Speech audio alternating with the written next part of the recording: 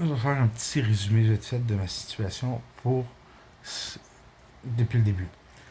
J'ai été élevé avec un père, beau-père, témoin de Jéhovah, ancien haut placé. C'était strict, punition avec les Simpsons, la grosse affaire.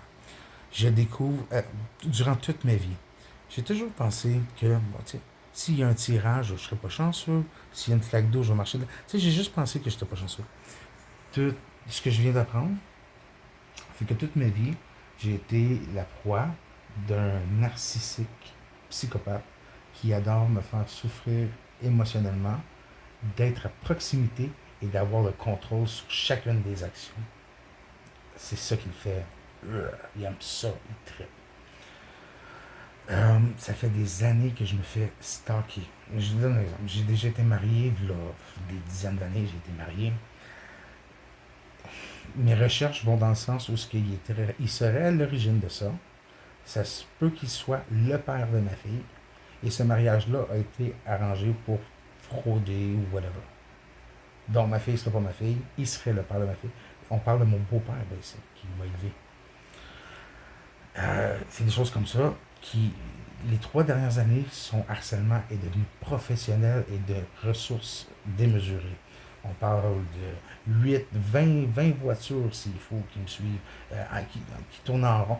Vous comprenez, c'est démesuré. Je dis 20, mais je pense que le maximum c'était comme 12 ou quelque chose comme ça. Mais il est devenu avec des techniques. Avant, c'était fait par lui, par Joanie, une de ses employées, qu'il a rencontré à 15 ans, puis il est un pédophile aussi. Il mène une double vie. Il est criminel à Joliette, avec des fusils, piou, de la drogue, le trafic humain,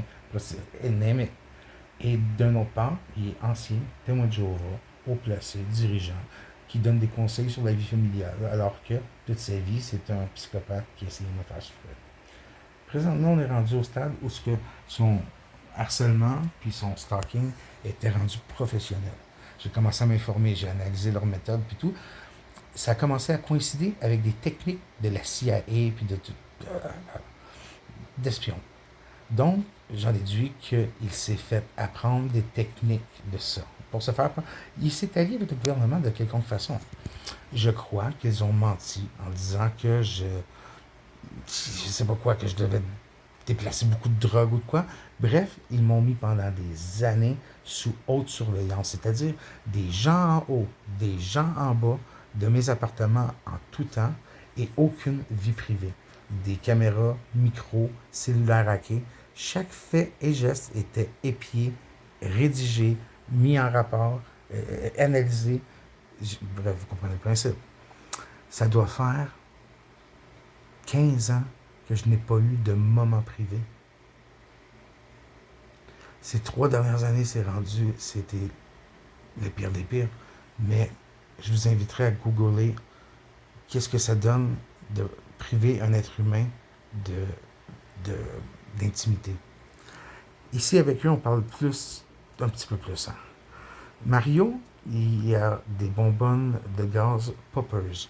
Ça, c'est une drogue qui est illégale. Les gens, ils sentent ça, faites vos recherches, d'accord? Ça va vous montrer c'est quoi.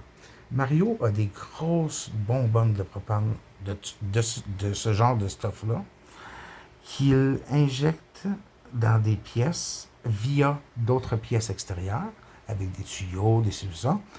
Lorsque la pièce tombe saturée en ce gaz-là, la personne qui se trouve dedans commence à avoir des palpitations, confuses. Je peux toutes vous nommer des symptômes. Je vis ça à chaque jour. L'idée, c'est que quand tu ne sais pas que c'est ça, moi, ça m'a pris des années là, de découvrir que c'est ça qu'il faisait. La première fois, tu commences à être confus, ça fait un peu un effet de drogue du viol qui donne le goût à la libido, mais bref, il drogue les personnes. Après, moi, il me l'a fait. Il les filme pendant un acte sexuel. Moi, il m'a fait violer par quelqu'un et il l'a filmé. Vraiment violé. Et après, il vend sur le dark web. J'ai découvert, là, quelques derniers temps, tout ça là, qui m'arrivait, c'était mon beau-père. Je dis, mais mon Dieu, depuis quand? J'ai appris que depuis très jeune âge, il est psychopathe. Ben, en tout cas, il aime me faire ce que je vous ai dit, proximité, souffrance et pression émotionnelle constante et contrôle de tout ce qui cause ça, là, tu sais. Puis, depuis que je suis jeune, c'est pour ça que ma vie va pas bien. C'est pour ça que je bûche, puis je bûche comme un malade pour arriver à peu près au résultat que les gens font aisément. C'est parce que chaque endroit que je fais, il me fait mettre en porte. Chaque appartement que je trouve, il paye les gens pour faire des plaintes, puis il me fait mettre dehors. Ça fait à peu près 8 fois en ligne que je recommence ma vie. Je remplis des appartements. Bref, c'est ça ma vie.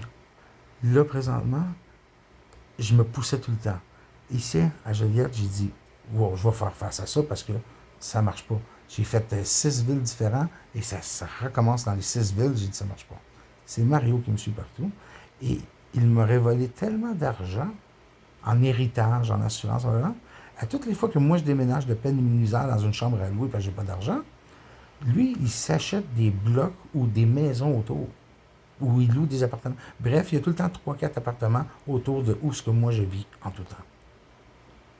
Avec de l'argent qu'il m'a volé, il se paye des équipes comme les agences gouvernementales lui ont montré dans peu importe son expérience ou son évolution là-dedans. Aujourd'hui, papier médical falsifié. Donc, si j'appelle puis que je parle de lui, tout de suite, c'est une psychose et on m'amène à l'hôpital psychiatrique. Après 2-3 jours, le médecin, il dit ah non, je vois rien qui fait qu'on te relâche. Ce qui veut dire qu'à toutes les fois que monsieur subit une attaque et qu'il me voit que moi je vais répliquer, il appelle la police, il dit monsieur, il a été violent. La police monte ici, là, elle dit rien, il m'embarque. J'ai déjà eu Mario dans l'entretoit, j'ai appelé la police et j'ai dit il est là, je l'ai coincé, il est là, venez voir. La police est venue jusqu'ici, elle est venue jusqu'à. Elle n'a même pas levé la tête pour le regarder. Ils m'ont tout de suite. Ça sent la mauvaise. C'est pas de bonne foi. Ou c'était corrompu, ou. Tu comprends-tu? Mais à toutes les fois que Mario est proche de se faire pincer, il fait des courses avec des voitures de police, puis il se fait jamais pogner, puis il revient, puis il a l'air d'une vedette qui se met debout sur un cheval pendant que le shérif il court après, tu sais. Il y a quelque chose d'arrangé. Il paye les gens avec un héritage faramineux apparemment que moi j'aurais. Mais ça, c'est nébuleux. Faut que je me paye un notaire, faut que je me paye un avocat, faut que je me paye. Il me fait perdre mes jobs tout le temps, il me fait perdre mes appartements. Il me met dans ma. Vous comprenez? Ma situation n'est pas facile. Là, maintenant, ce qui arrive, c'est qu'à chaque jour, tentative de meurtre euh, avec du gaz, ils attendent que je m'endorme pour craquer le gaz dans le fond, mais les pulsations puis mes crampes au cœur me réveillent. Alors, je m'en vais. Mais si je. Bon, bref, à chaque jour, à chaque jour. Et si j'appelle la police pour faire quelque chose, la police arrive, elle dit ouais, ben c'est ça, hein. T'as-tu pris de la drogue aujourd'hui? Puis tu. Psychose, puis il m'amène en psychiatrie. Donc, j'appelle plus la police. Et voilà. C'est ça ma vie. À chaque jour, je donne une petite vidéo, je fais un développement sur ce qui s'est passé. Ça me permet de donner suite, de garder le fil, de documenter ce qui se passe. Parce que quand tu subis tout ce que j'ai subi pendant autant d'années, juste l'expliquer, t'as de l'air fou. J'en parle, j'ai des plaques rouges qui commencent. Faut que je décroche de cette émotion-là. J'ai appris, j'ai commencé à faire de la méditation, j'ai arrêté de faire de la drogue, j'ai commencé à croire en Dieu. Je me donne. S'il faut que je tricote, je vais tricoter. Mon but pour l'instant, c'est de rester calme, de ne pas répliquer avec violence. Et le temps venu, ça sera de légalement les mettre en prison pour 20 ans. Je veux dire, j'ai juste à toffer là. Puis, tu comprends? Je vais pouvoir la tête au calme, puis c'est ce que je vise. Alors, je documente à chaque jour comme ça parce que sur le coup, sur l'émotion, c'est dur. Puis au moins, ben là, un juge qui voit 26 vidéos à 26 jours différents de Mario qui fait quelque chose, et, ça va, en tout cas, peu importe. Merci, je m'appelle Sébastien. Mes deux principaux agresseurs, c'est Joanie Trépanier et Mario Roule. Ils changent de nom. Joanie Trépanier se serait peut-être fait opérer en gars ou subi des chirurgies, des opérations chirurgicales assez fréquentes parce qu'ils ont beaucoup d'argent à cause que c'est bien. Ils vendent de la drogue, trafic humain, pédophilie, prostitution, toutes les places où ce qu'il m'a contrôlé à aller déménager. Il m'expulsait, puis peu importe. C'est tout le temps une maison de chambre à côté d'une école. Ça, ça me fait peur. À Valleyfield, il m'a fait déménager à 4 places. Les 4 places, c'est le même modus operandi. Une grande bâtisse avec au moins 10 chambres différentes. Toutes les 10 chambres communiquent par petite trappe, garde-robe ou whatever. C'est comme un fromage suisse partout, tout le temps. Et toujours à côté d'une école. Mario Hull, il donne souvent un mauvais nom. Rue de Chaussée à Genève, Témoin de Jéhovah, et Joliette, le gangster de la place que tout le monde écoute ou qui ont peur. Moi, je me bats contre lui, contre Joanie, et contre où ce que j'habite présentement. Tout le monde coopère avec lui. Il y a le gaz avec des évaluations toxiques que je vous parlais. Eh bien, j'ai Pierre en bas, les deux, Pierre en bas, Éric Clément, Joanie Trépanier, tous à tour de rôle viennent m'écœurer, m'espionner, me filmer. Puis moi, sur mon étage, j'ai Franck qui les aide à rentrer parce que Joanie, elle utilise ses pouvoirs de séduction. Et combien de fois je la retrouve dans le grenier en train de m'espionner. Fait que j'ai des ennemis de partout qui les aident. À un moment donné, je lâche prise. Je fais juste raconter mon histoire. Là, j'essaie d'aller raconter ça aux nouvelles. Plus que je vais avoir d'auditoire, plus que je vais pouvoir me faire comprendre, plus que je vais changer la donne.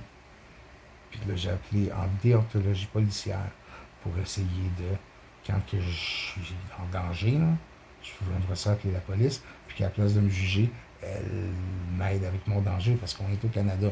Je peux pas me défendre, je vais être coupable.